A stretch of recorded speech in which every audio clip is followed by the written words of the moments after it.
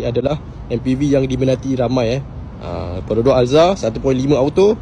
Yang ini tahun 2011. Tu kereta ni satu owner guys Satu owner saja, geran lama. Check dah belanja korang full body paint, atap dah hitam kan, memang nampak sporty. Okey, lampu depan ni cantik lagi.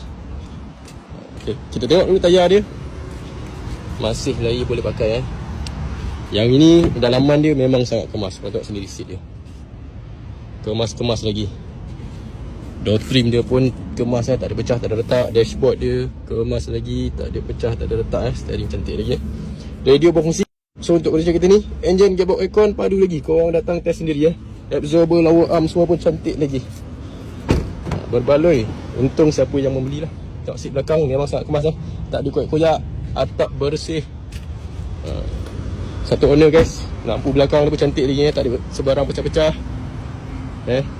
So Perodok Alza ni korang pun tahulah, jimat minyak spare part murah, nak maintain pun senang